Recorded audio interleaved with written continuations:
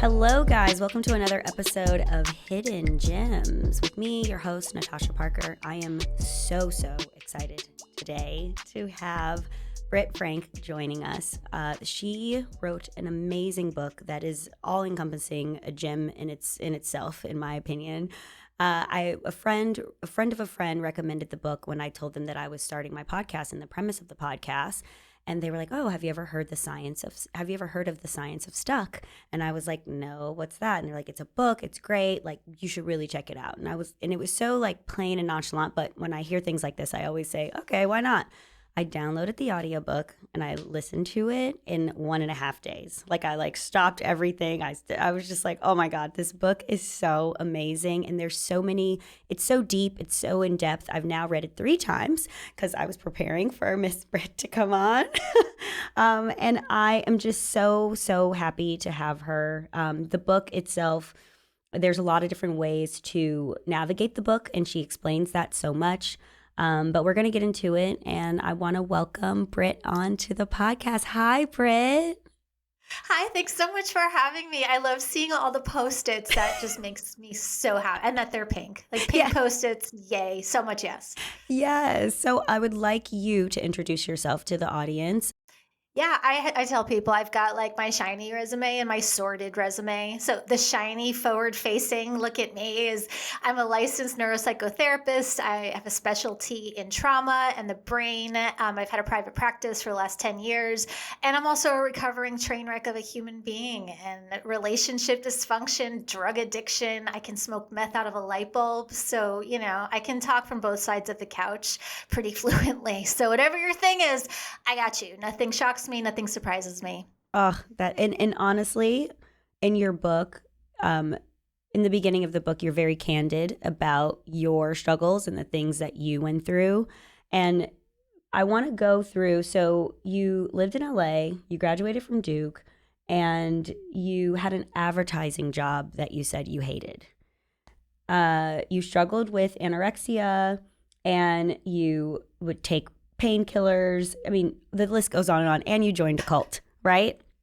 All of the above. Yeah. Yes. So these are all things that she outlines in the book. But at what point did you say, I can no longer live like this? Yeah, I tried the extreme versions of a lot of things. Anything really that gave me the quick answer. Like if you do this, just do this and you'll belong and you'll be a human and everyone will love you. And cult life does that. That's what people don't realize. Like not all cults are murder cults or sex cults. I didn't murder anyone and like that wasn't the thing. The orgies weren't happening all the time. Not so much. Not in that clinic. Yeah. So, where to go with that. But I get the appeal. And so my eating disorder, which is another form of an addiction, right? Like maybe if I just do more and more and more of this thing, I can avoid. I really hit the end of the road when I started mixing love addiction with meth addiction because the meth world is not very shiny or glamorous. It's a really dark, very violent, chaotic world.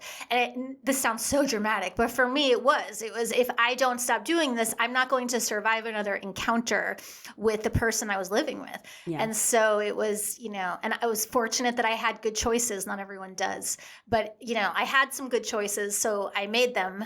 Not everyone has the opportunity to even make good choices. And I was fortunate to get some good help along the way. But yeah, meth was sort of like, you can't really coast on crystal meth for very long before you hit a wall. And where were you during this time? Were you in LA still? No, my gosh. I had bebopped I was in LA, I was in Santa Barbara, I was north of San Francisco in this little town called Redding. Then I moved to the Midwest and I did Kansas, Missouri, like Nebraska, Arizona. I was all over the map, quite literally. Wow. Okay. Well, first, before we get into this, you explain a lot in your book how this is not for people who are, oppressed or deal with systemic racism or deal with this or So if you could just explain that. Yeah, and this is my disclaimer, and I put this on most of my social media posts. I think it's important to be responsible when I am when I am talking about being stuck and all of the tools that I share. Not there's no one book that could cover every single circumstance. I am not talking about circumstances of systemic racism, oppression, poverty, severe mental illness. If you are not safe and you're going to hurt yourself, go to the hospital. Like, put my book down, call 911. Yeah. Things like that. If you're hearing voices that are telling you to hurt other people, don't read my book. Like, we need to get you to somewhere safe to deal with that. Yes. My book assumes that you have relative safety. No one's fully safe, but like to the degree that you have choices and you have enough to eat, you know where you're sleeping tonight.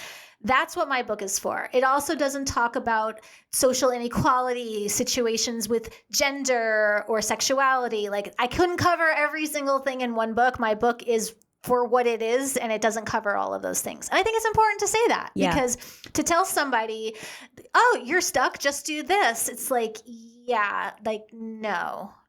What are you talking about? And so I want to be responsible to, this isn't for all of the things. This is for assuming you're safe and you have choices. Yes. So one thing that you say in your book is you are not crazy. When we are in this stuck moment, or when we hit rock bottom, can you explain what you mean and what you've learned and why we're like, you're not crazy? That's not the word to describe yourself, and we have to stop that speaking to ourselves that's the first step to get out of stuck. Yeah, and that was the most powerful lesson I learned along the way, from hot mess train wreck to licensed therapist or whatever, is there's no such thing as a crazy person. I mean, I thought I was crazy. I've been in relationships where I could have swore I was crazy, they were crazy, but crazy is not a thing. There's not a clinic. Crazy is just a word we use when we don't understand what's going on, or a word we use to judge other people whose behavior we don't understand. But mental illness doesn't mean crazy. I still take psych meds. I still go to therapy. It's not like I'm cured of everything, but nothing comes from nowhere. So if you think I'm fine one day and the next day I'm panicking, what's wrong with me? I must be crazy. No, you're not. Just because you don't have the explanation doesn't mean that there isn't one. And I have never seen, and I've worked in the craziest, most hardcore trauma situations as a clinician that you can think of. Yeah. That stuff makes sense up close too. So there's no such thing as a crazy person. You are not crazy. Oh, thank you. In your first chapter, it's called Anxiety is a Superpower. So can you explain that? Because so many people, as you have written, and as we know, in America and in the world, suffer from anxiety, and we don't want it. Myself included, we don't want it. We don't want it to come up. We freak out. So how is anxiety a superpower? Yeah, and my kind of disclaimer with that, I'm not saying anxiety is good or that you should like it. I hate it too. I have had anxiety my whole life. I've had the pulling over on the side of a 5-lane freeway because I'm trying not to, choke to death on my own, whatever. Like, I get it. Anxiety is a problem. But what people don't realize is anxiety is not this monster that floats around that just attacks us. Anxiety doesn't come from outside of us to get us. Anxiety is a response that our brain produces, and here's the kicker, to help us. Anxiety is like a big, loud, scary smoke detector. When your smoke alarm goes off, the alarm is not, if your smoke alarm went off in your house, the fireman's not going to say, well, you have smoke alarm disorder. It's like, no, you have a fire. Like, anxiety is the smoke detector. There's a problem. I don't always know what the problem is in the moment, and I certainly don't expect anyone else to. But again, just because you can't see the fire does not mean it's not there. So we really want to stop with why, if you and I are sitting in a building together and the building catches on fire, I'm not going to ask you, why is the fire happening? And, tell me about your childhood and how do you feel? It's like, let's get out of the freaking building. And so why is a great question, but we all start with the why while the building is burning down. Let's get out first. We'll figure out why later. So if you're dealing with a person with anxiety, how do you think it's best to speak to them about it? Because obviously someone will say, why are you acting like this? Why are you being so crazy? Why are you blah, blah, blah? And how would you approach that? Or how should someone approach dealing with someone who is dealing with an anxiety attack or anxiety? Yeah, and it's tough because not everybody wants to do better, get better, feel better. And, I respect everyone's right to, I don't always like it when people I care about are not interested in doing things to help themselves. But we have to start with, does this person even want the conversation? Because if they don't, you can't have it successfully. And it's really hard to see people you love struggle. But, the number one rule I practice by is that people are sovereign. If someone doesn't want to heal, it's not my job to tell them they have to. Yep.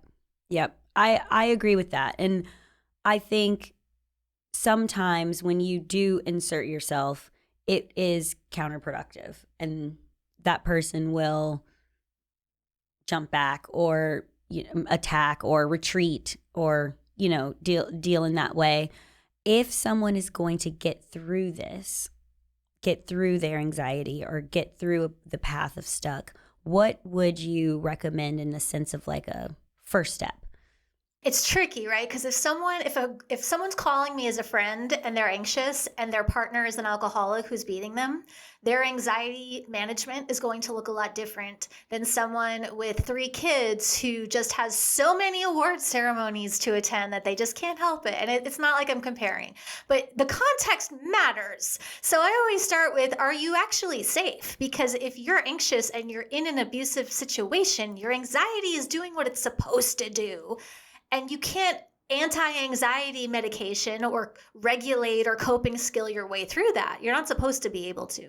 But all of that said, let's assume that the person that you're talking to wants to be helped and is currently not in a threatening situation. Let's start by validating it. You're not being attacked. If I know it feels like an attack, I know it feels like you're going to die, your brain is on your side. That is the mantra. And I've said this mantra while sweating and shaking in the fetal position in my tub, like an empty tub. My brain is on my side. My brain is on my side. We have to start there. Because if you start anywhere else, you're going to start spinning, right? If I think my brain is attacking me, then what am I supposed to do? It's inside my head. There's nothing to do. But my brain is on my side. This feels like I'm dying. It feels like I'm going to go crazy at any moment. My brain is on my side. And there's no such thing as crazy. Just saying my brain is on my side can sometimes dial you down from a 10 to an 8. Mm-hmm. And once you get to an 8, then maybe you take a deep breath and get to a 7. And then maybe you start trying to work with your thoughts and then you get down to a 5. And then you try a strategy and you get down to a 3. But we have to start with your brain is on your side. It feels like an attack, but you're not being attacked. You're not being attacked. Oh, that is so good. Your brain is on your side. I wish my brain would bring me flowers and chocolate and not like debilitating anxiety and depression and intrusive thoughts and OCD and all the things that I do have. But nonetheless, my brain is on my side, even when it's doing things I wish it wouldn't do. But I get now why it does that. And you make sense. Like if I were to show me any human being and their stuff up close, it'll be like, oh, this makes sense how we got here. Doesn't mean you have to stay there, but you make sense. Like I'm not crazy. My brain is on my side has gotten me out of more jams than almost anything else. Yes. And I think understanding where you are, it's not about forgetting. It's not about not thinking about it or putting it out of your mind. It's actually thinking about it, understanding it, getting close to whatever trauma or things that are causing the stuckness or anything that's happening in our life. And I think with certain medications, with certain, even just going out and just going out with your friends, partying, whatever, just disassociating. There's so many ways to disassociate and not deal with the problem and the issue. And that first step of really seeing it up close, like you just said, is super duper important. And even me on my, wellness path, it was like, oh God, I gotta sit with myself and see what's going on. Who's up there with me? What is going on in that head? Yeah. Anxiety was the symptom of the problem, not the problem itself. Can you speak to that? So you don't have to like it, but we get so hypnotized by the symptom, by how loud the alarm is, by how loud it's bleeping at us, that it's so easy to forget that the symptom is a signal The symptom is not the problem. And mental health professionals, and I was horrified to learn this, and most people, many people, myself included, don't know that you could be a therapist and never have to learn about the brain. Learning about the brain is not required to be a licensed psychotherapist. So not all therapists are going to know to help teach you about, hey, your brain is doing what your brain is supposed to do. And here's how anxiety works. They'll diagnose you with anxiety disorder because that's what we were trained to do. That's what I was trained to do until I learned this other stuff. But yeah, I'm not saying anxiety is not problematic, but it is the symptom, not the problem. Well, the symptom of what? My life looks fine. Yeah, I hear the same thing. My life's fine. What's my problem? Everything is fine. Well, it's not though. Like, let's get really honest. It looks fine. Sure, on paper, everything looks great. You have a great partner. Your kids are wonderful. Your Pinterest pictures are beautiful. But clearly, everything is not fine. So it's either an injury from the past or it's something that's hiding under the surface in the present. And I'm not saying go looking for all the doom and gloom. I'm saying if you're panicking and you're shaking and having anxiety episodes every day, things are not fine. You may think they should be, but let's not argue about it. Like, you're not fine. So, okay, let's figure out what's really going on. Because you can't solve a problem if you don't acknowledge that you have one. Yes. So there was a guy that I was dating at one point, and I would get this like crazy anxiety sometimes when I wouldn't hear from him. And that would cause me to like text him multiple times or call him multiple times and hearing that it's the symptom of the problem, but not the problem itself. Well, the problem was I really didn't trust this guy. That's what I realized. The problem is I actually don't trust him, because if it's like my sister and she's not calling me back, I don't get crazy anxiety. I know she'll call me back when she can, right? Or whoever else, someone else who I do trust that will get back to me in a timely manner, or whatever you want to call it. So when I heard that, I was like, oh, wait, I actually don't think I trust this guy, right? And that is something that I call it like the tap, you know? I call it the tap. It's just like, hello, hello, hello, hello. In relationships for me, friendships, in relationships with men, that's when my triggers really go crazy and go off. So, and here's the problem with all of the self-help stuff, which I love and I'm all about and I'm here for it. But it's like, is it that you're insecure attachment, or is that you're dating an asshole? Because it's not always you. Yeah, you know, exactly. It's like, oh wait, it must be me. It must be my insecure attachment. It must be my avoidance. It's like, no, you're dating an asshole. Sometimes it actually is that simple. Yes, and I've dated many assholes. So, all right. So going on the same thread, anxiety versus neuroception. That was a term that I was like, wow, never knew it, never heard of it, didn't know what it was. Can you explain it for everyone? Yeah, perception is, something that you see out, like with the person that you're dating, right? Like you sense something is off in the outside. There's sort of an unease between you. Neuroception is that same sense. It's just taken inward. And a lot of us were not taught how, I wasn't taught how to like, you live in a body and you can read what your body is doing and actually sense how your body is experiencing certain people or places or things. And when you have your neuroception on board, then you can trust yourself more, because then it's not, what are they saying? It's, okay, you might be saying that, but this is what my body is doing. And not that our bodies are always, when I'm married to a very healthy, regular human being who doesn't like do the weird, illegal, horrible things of my partner's past. And it took a while to trust. But ultimately, I didn't even need to worry about trusting him, because I learned to trust my own internal senses, where then I could read, oh, this isn't about him. This is about me. Oh, this one is about him. He's acting a little weird. Oh, this is about this. But I didn't even know the word neuroception. Yeah. And so anxiety is often just a little, like you said, I love that, the tap that something needs our attention. Yeah. But like paying attention to our bodies is a language. And if you don't learn the language, you don't speak it. It's like if you dumped me off in a foreign country where I don't speak the language, I'm going to feel really overwhelmed. And that's how most of us feel when we're alone with our minds. But we don't have to be afraid. They're on our side. Having a logical brain versus the survival brain. Riveting.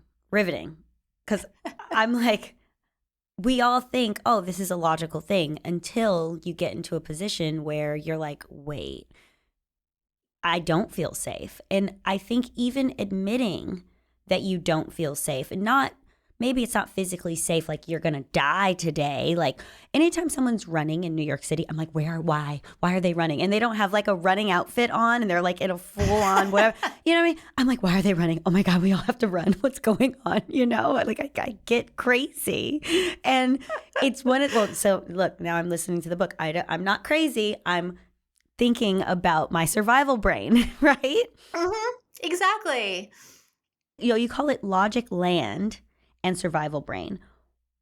Explain that to people as far as like, it's okay to be in survival brain because that's what our brains are supposed to do, right? Yeah, and that's not like me co-signing on just do whatever you want and blame your survival brain for making you do it. Yeah. But it helps to know that logic and thinking rational, logical thoughts is only one function of the brain. If you think of your brain like having different rooms, you've got logic lands, Yes. but then you've got emotion, like the emotional basement where everything's on fire and everything is flooding all at the same time and you don't have access to your logic. An easier metaphor would be if you have the most amazing computer but there's no Wi-Fi, you're not getting online. Like, I don't care how good your gear is, you're not getting online if there's no Wi-Fi. And so we have to understand there's nothing wrong with survival brain. Like, if you're alive listening to this, that means your brain has done its job. Standing ovation for you. Mm-hmm. But we need to know when we're switching between rooms so we can get ourselves back, because you're not going to be able to logically think your way out of the emotional basement. And anyone who's ever been told to calm down when they're upset knows this, because how do you feel when a partner tells you to calm down? It's like, I will cut your face open and just like, no. I will not calm down. How dare you tell me to calm down? So you can't or just relax. Everything's fine, or go to sleep. You don't have to work. Like, that stuff doesn't work. And that doesn't mean that I used to think there was something so horribly wrong with me because all of this logic didn't work on me. But it's not supposed to work when you're stuck in the emotional basement. And so there are different tools when you're in different rooms of your brain house. And logic and thinking rational thoughts is not the first order of business for most of us when we're overwhelmed. Oh, you're so right. Oh my gosh. Your metaphors, by the way, in the book are you're like, oh, that makes sense. Because communication and trying to, being a therapist and knowing all these things and doing all these studies, but then also communicating it to us who haven't done all the studies that you have and, talk to as many people as you have and all these different things. Your metaphors in the book really break it down. And I remember there was my favorite one. Let me see if I can find it here because there's lots of little ting ting tings. But my favorite one was the one about you compared yourself to the earth or the trees, and you were like, the earth is one thing, but there's land and there's water and there's all these different compartments. Do you know which part I'm talking about? I do, yeah. So can you explain that? Yeah, I know exactly where you're going. And this is my favorite. That was my favorite metaphor too, because I'm actually working on a new book about this whole concept. Oh, which amazing. Is we feel crazy because we're taught that your mind is just one thing. Like, your personality, this is just who you are. But like, the earth, the planet, is one planet with multiple bodies of water and land. One tree has bark and leaves and branches and roots and flowers and fruit. Like, it's one thing, and every one thing is made up of lots of parts. Like, there's nothing that's not made. If you put anything under a microscope, you're going to see lots and lots of parts. Yeah. We were not taught, I don't know if you were taught this, but this was the game changer for me, that your personality is made of parts just like anything else in nature. And everyone says the same thing. Are you saying I have multiple personality disorder? First of all, that's an outdated term. Second of all, no. Third of all, everybody to a degree has multiple, and everyone knows this, right? Part of me knows I should go to the gym, but part of me is laying on the couch watching Netflix. Part of me knows, don't call him back. And this other part of me is getting in the car at 2 a.m. On the phone. Think about the language, right? On the phone. So we are made of parts, and you're not crazy and you're not disordered and you're not like anything weird. It's that your mind or your personality is made of parts. And if you understand how all the parts work, then you can work with them. The part of you that wants to go call your ex needs a different solution than the logical part of you, because that part of you is in the basement going, I have to be with him right now or I'm going to die. Meanwhile, the logic part of you is tied to the chair going, don't do it. Don't do it. This is going to end bad. It always does. Nevertheless, we're in the car. There we go. I'm so notorious when you learn that you're multiple, like you have multiple parts of your personality. So do I. So does everybody. It's a game changer. It's pretty cool. Yeah. And hearing that as well, and you put some things, you're like, you can feel deep empathy, but also you can be judgy, and you can be a procrastinator, but also you can be that go-getter. And I feel that so hard because I'm like, do, and then I'll drill it. And then I'll be like, okay, I need a minute, right? I need a minute.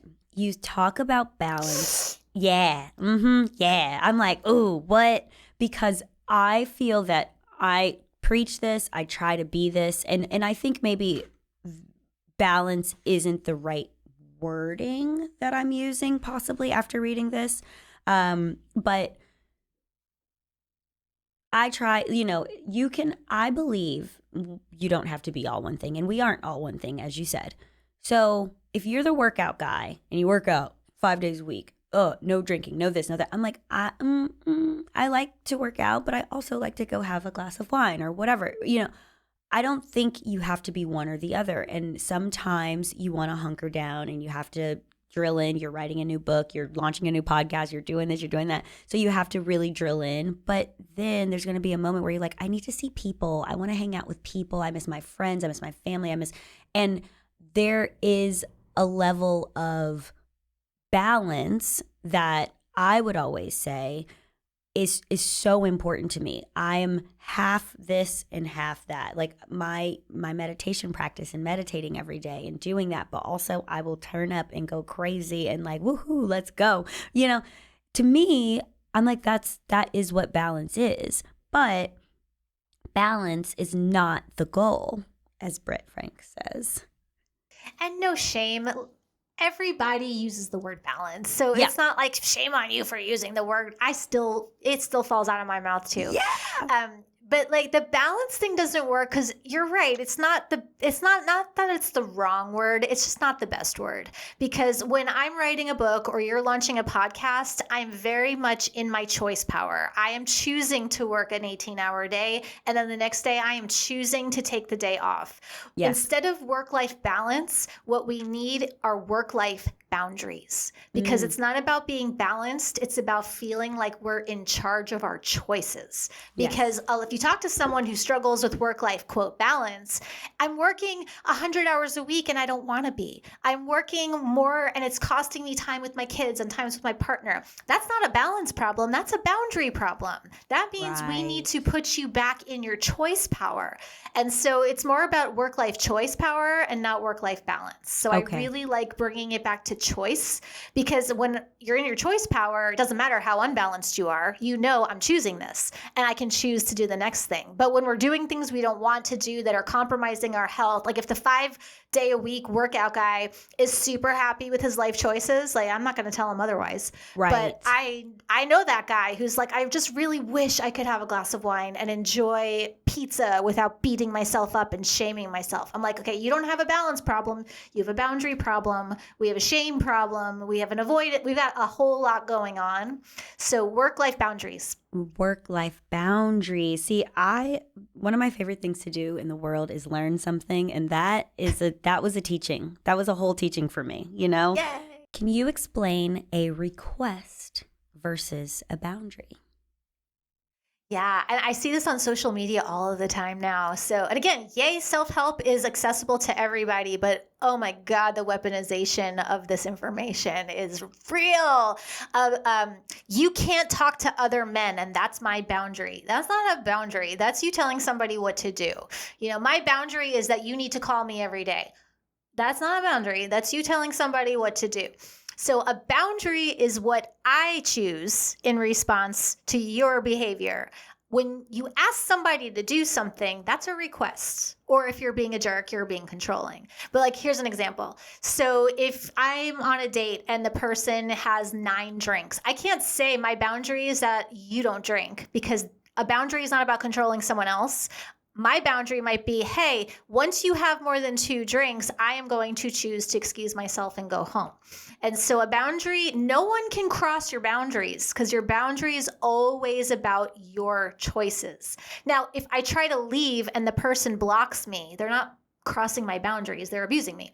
But when we talk about people crossing boundaries, usually what we're talking about is somebody not honoring our request. So if I say to my mother, please don't call after, 9 o'clock or whatever, and she does, she's not crossing my boundary. She's just not doing what I asked her to do. If I pick up the phone, I'm crossing my own boundary. And people who say, well, you're giving power away by doing X, Y, and Z, it's like, well, the person saying that to you is taking your power by telling you what to do. Mm-hmm. And so if we want to bring it back to, I didn't define mental health this way, M. Scott Peck did. Mental health is a commitment to reality. It's also a commitment to owning our choices. Like if someone is taking away your choice and oppressing or abusing you, that is not what I'm talking about. I'm talking about if these are your set of choices, own them. But as soon as someone tells you what to do, you've now given your power away to them. That's why as a therapist, I don't tell clients what to do. And I don't think any therapist should. My job isn't to tell you what to do. It's to give you the best information I have. And then you go do whatever you want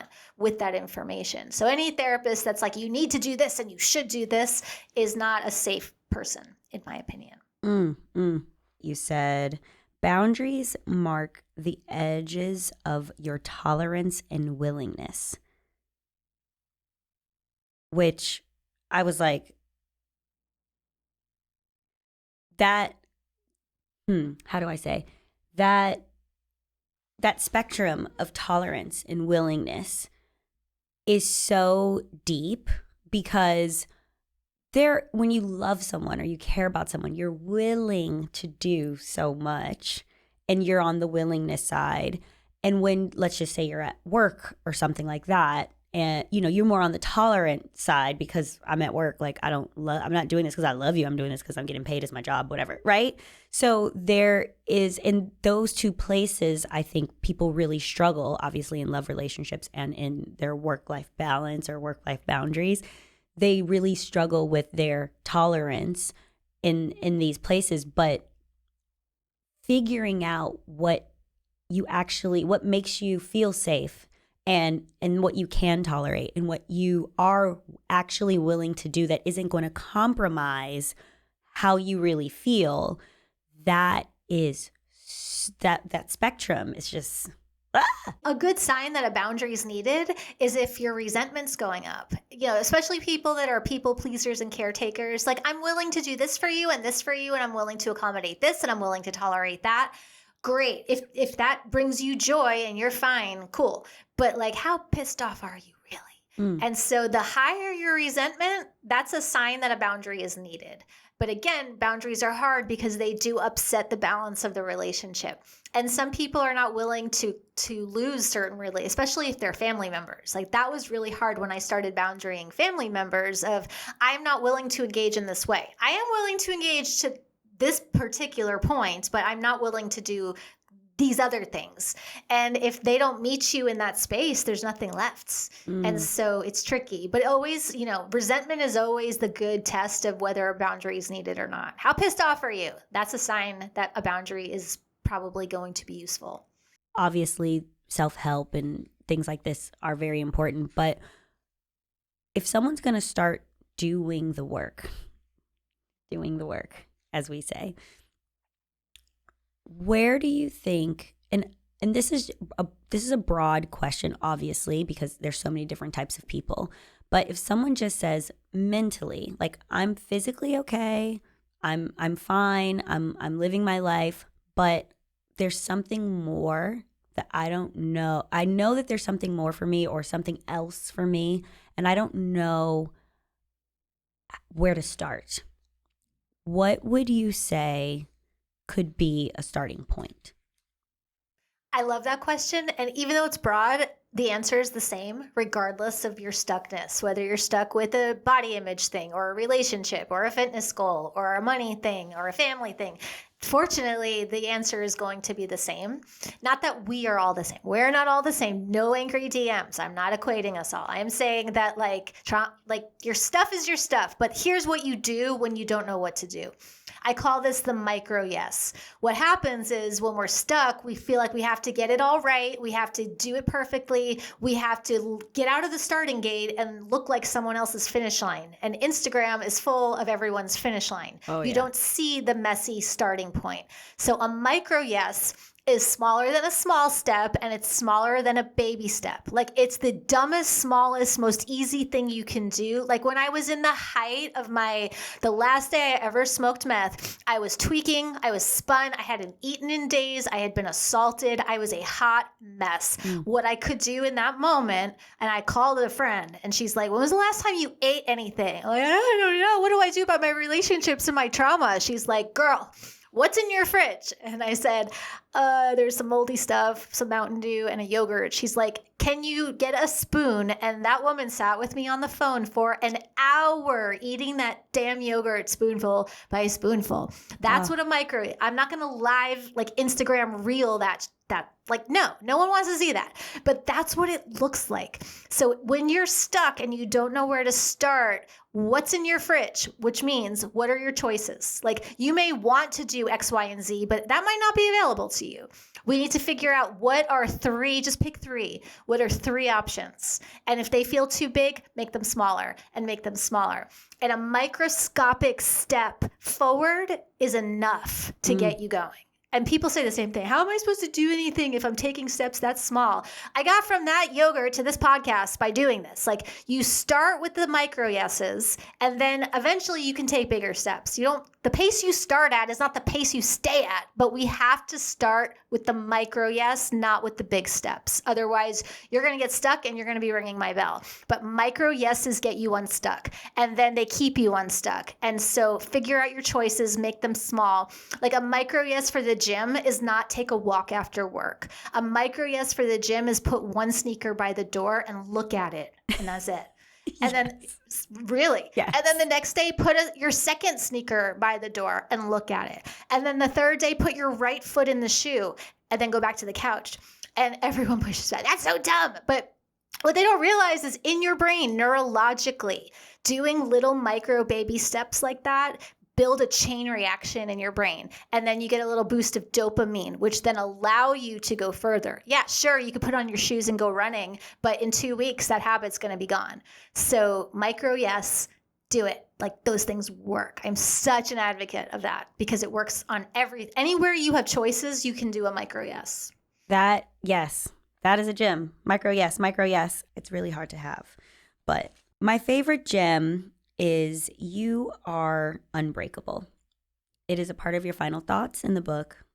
And you say, in trauma, we often use the phrase, a different kind of bad is good. A different kind of bad means change. And sometimes changing feels like breaking, but you are unbreakable. When I read that, it literally gave me chills because as a Christian in the Bible, it says change is hard on the flesh, but it's so necessary. And the seasons change, the trees, they come, they go, nature.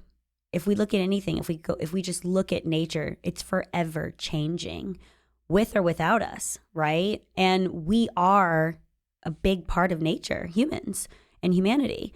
So when I think of change and how hard it is, the inevitable thing is whether you think you are or not, you are changing. You're getting older every day, right? Like things, I'm like, I could just pop into a handstand real easy back in the day. Now I'm like, wait, what do I do? My arm hurts. Things, we're changing no matter what. Our bodies are changing. And mentally, if we are going to go through patterns patterns of stuck are going to happen all throughout our lives. Like it's literally, it's going to happen to all of us. But it's how we deal with the change, or how we accept the change, maybe, and how we get through the stuck when it arises, or when it comes. So so the micro yeses, we love that for when we're first getting out of it. Is there anything now that you are who you are, you have gotten through so much, that you feel like you get into a stuck pattern? Do you have that go-to thing that you're like, okay, I got to sit down and meditate, or I got to sit down and go for a walk? Or do you have something specifically for you that you say, I am unbreakable and I got to do this thing? It's definitely not meditate. Okay. That is not my go-to. Not my go-to. I mean, I'm not anti-meditation. It's wonderful. It's my go-to. It's my go-to. I don't have that kind of patience. I don't go to the broken place anymore. I used to. I used to be thoroughly convinced that I was broken. And I know a lot of people do. And our bodies can break, like our bodies decay and we die and bones can break. But our soul, that thing inside us that makes us uniquely us, that thing, by whatever faith system you call it, that is not breakable. Like the essence of you is not subject to trauma, to people, to circumstance, to life. Like on the deepest core of our existence is a place that is untouchable and unbreakable. And I believe that our journey is to access as much of that place as we can while we're here, while we can do it. So I don't go to the I'm broken. I go to the I'm stuck place. I definitely go to, because I'm still human. And I'm like, I'm doing that thing again. So not the broken place, but the stuck place, yes. And for me, journaling. And that is always the fastest way out of my head is through a pen. And that's true for me. I think the wellness world does people a disservice by saying you have to journal. It's like, if you're a dancer, move your body. If you're an athlete, do a workout or play your sport. Or if you're a musician, get on an instrument. But any type of movement, and for me, moving a pen is how I get out of my head and back into my center. But whatever your thing is, like if your thing is going outside and looking at birds, do that. You don't have to do any one thing. But writing is always my fastest path home to myself when I get lost. Oh, good. And do you journal daily? Do you just journal when you feel like you really need it? Is it morning or is it night?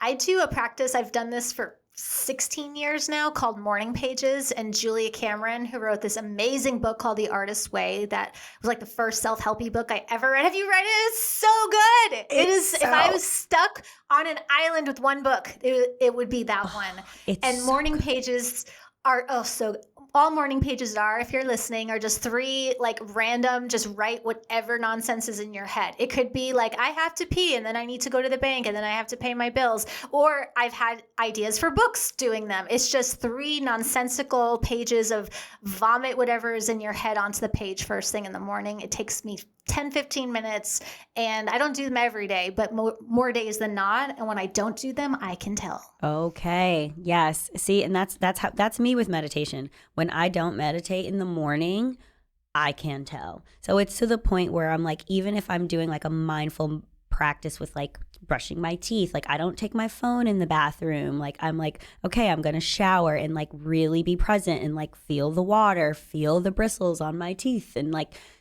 so I have to do something that I drown everything out for me in order to give myself to the rest of the world when I like, answer the phone or go out or whatever it is I need to do. So that is my thing that I really try to do for myself. But I think that book, The Artist's Way, it's so great. It's an amazing book. It is. Yes. Go, Julia.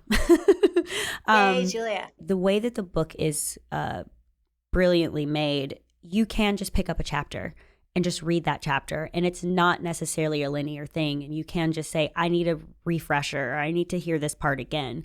So if you could just explain that. It's so funny. Like the feedback I get most on the book is people seem to like how I structured it, and I just structured it the way I read because I hate being told how to read. Like, read at the beginning and read straight through and don't skip anything. It's like, no. I will not. I refuse. I want to jump around and I don't want to read in an order, and I want to sit in my bathroom and open to whatever page and grab a nugget. So if you don't like reading things start to finish, you don't need to. You can just pop open the book to any page and you will find a nugget there. That said, there are certain times I want to deep dive. So I also sprinkled breadcrumbs and little bunny trails in there that if you like the big detective story and you like following trails, there's plenty of rabbit holes to dive down. But I really wanted it to be accessible for people that don't want to sit and read 20 academic journals, because that stuff is so unnecessarily dry. This stuff is fascinating. Why can't we just talk about it the way we talk about it? Yes. So I wanted to make it, whatever your style is, you can probably find something in there, hopefully, that's valuable. Books are amazing. We love books.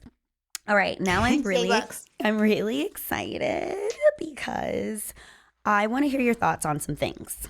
I just want to know, with your expertise, when you hear certain words, what's the first thing that comes to mind? Okay. Oh boy. Okay. Yep. Gaslighting. Family. Anxiety. Or can I expand them, or are we just going word association? Oh, you know what? Maybe you should expand it. Family. What do you mean by that? So gaslighting is usually, people refer to like narcissists and abusive behaviors, but gaslighting in families is common and it gets missed because sometimes it's not intended to be abusive. And I'll explain what I mean. So like if a little kid comes home from school and sees their mom crying and they say, "Mommy, what's wrong?" And the mom says, "Nothing, I'm fine, everything is fine." That's gaslighting. It's not mean. It's not intended to be abusive. The mom is just trying to protect the kid, but that kid accurately sees something is wrong. And the mom is gaslit. Now, the pushback I get from parents is, am I supposed to just vomit on my kid? No. But like, if your kid sees you crying, you can say, yes, mommy's upset. You're seeing mommy's upset and you're right, but you don't have to worry. Mommy has lots of grown-up help and there's nothing you need to worry about. Yeah. And do that. So gaslighting, yes, it's an abuse tactic, but it goes really, really unnoticed in families. And then we learn not to trust ourselves. So. Right. Because mommy was clearly crying. She says she's okay. Now I don't know what to think, because now if someone's crying, maybe they're just okay. Exactly. Mm-hmm. Yes, that's deep. Okay.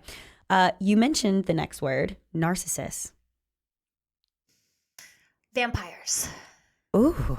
Narcissist, and I have a deep subspecialty in this. It's interesting because the word is both overused. Not everyone is a narcissist, but it's also underused because there are more narcissists out there than we realize. It's not everybody. Sometimes people are just like they just suck. But it's a word that's both totally misused and overused, but also tragically underused, because real life high level narcissism is, and I've been through it, is terrifying and very, very real. And nothing will make you feel crazy as fast as that type of dynamic, but there's no such thing as crazy. Yes. Codependency. I don't like that word. Codependency is like, we need each other. We need other people. So codependency is like, I get it. It's when I care so much about you to my detriment that I'm ignoring myself. So like, I define codependency as when my inner child tries to take care of your inner child, and now my life is falling to shambles. But codependency is a word that gets misused all the time because we need each other. We want to be of service to each other, but not in a way that compromises our health, safety, and integrity. And boundaries. And boundaries. Yeah, and boundaries. People pleasing. Virtuous addiction. I'm just a people pleaser. I'm just such a people pleaser. I'm like, that's pat, like, look at you. Like it's one of those addictions that gets labeled as virtue, and it's not. People pleasing is not a good thing. Yeah. Okay. I agree. Former people pleaser right here. Yeah, me too. And I'm still working it out. Like, no shame. I do it too. Yep. All right. I guess these go hand in hand. Self-sabotage, self-protection.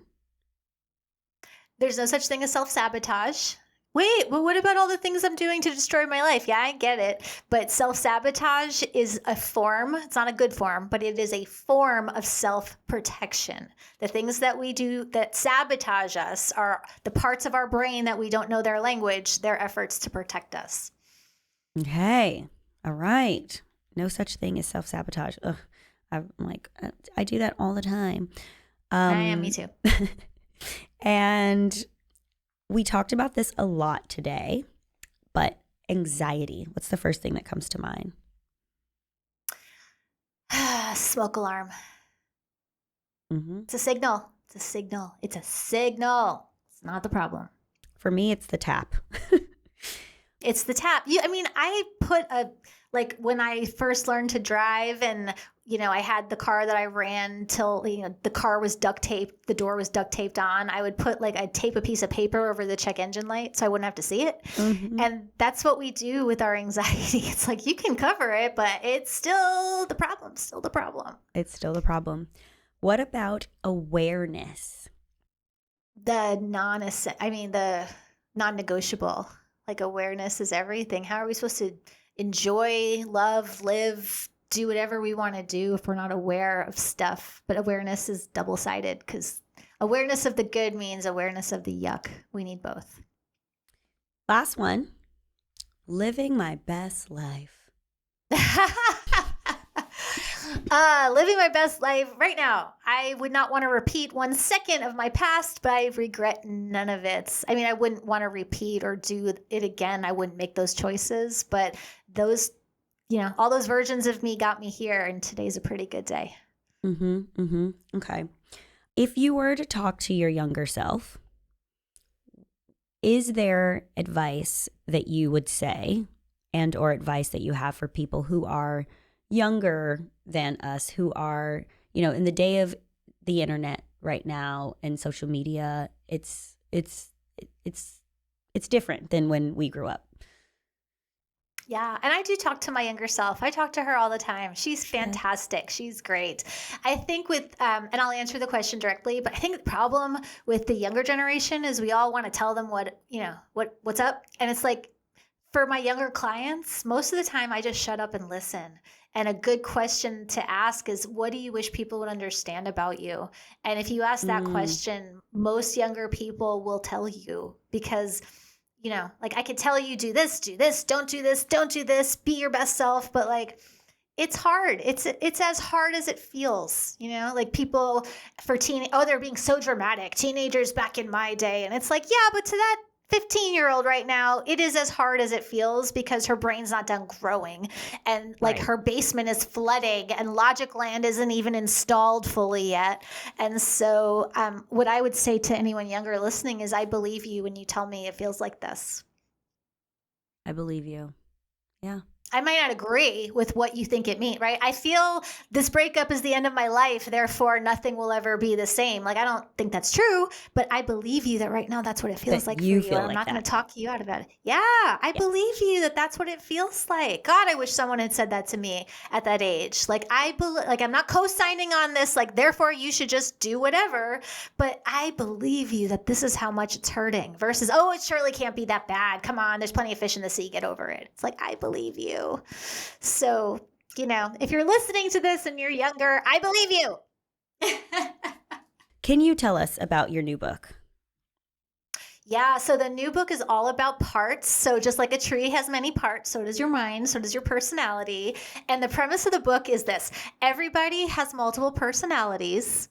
Imagine if they could all get along. Oh. Not the disorder. I'm not talking about DID. I'm not talking about neurodivergence. I identify as neurodivergent. I'm not talking about that. I'm just saying we all have voices inside our head and voices that tell us we're too much or we're not enough or we're going to be whatever.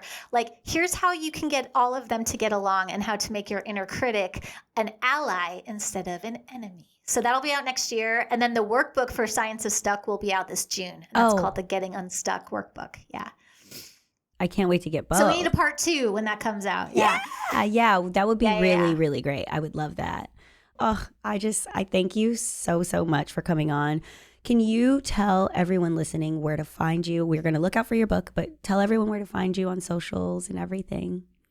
Yeah, come find me on Instagram where it's me with my terrible boundaries all day scrolling and saying hi to everybody. I don't have a team. It's just me. And so I answer all my DMs. I answer all my comments. I try to anyway. And it's just at Britt Frank, and Britt has 2 T's, and it's not short for Brittany. It's not my name. It's a great name, but Brittany is not my name. It's just Britt. It's just Britt. It's just Britt. Just Britt. Great. Yeah. Are you on YouTube, TikTok, anything? I think so, but I don't do anything with those accounts. So like if I'm on there, cool, but I'm on Instagram. I know Instagram. I know one platform. That's the only one I know. Okay. So if you're on those other ones, feel free to tag me, but I might not see you. Okay. Great. Instagram at Britt Frank with 2 T's. Thank you so much for coming on. This has been so good for my soul, and I know people are going to hear so many gems from this conversation, and you really are a light, and thank you for following that whatever got you here to give your gifts to other people. I truly thank you for that, because we need it. I needed it. Thanks for having me on. This was so much fun. Thanks for listening to Hidden Gems with me, your host, Natasha Parker. Don't forget to rate, review, and subscribe. It really helps grow our budding community. Follow me on IG at Natasha Parker and the show at Gems with Natasha. Hidden Gems with Natasha Parker is produced by Gotham Production Studios.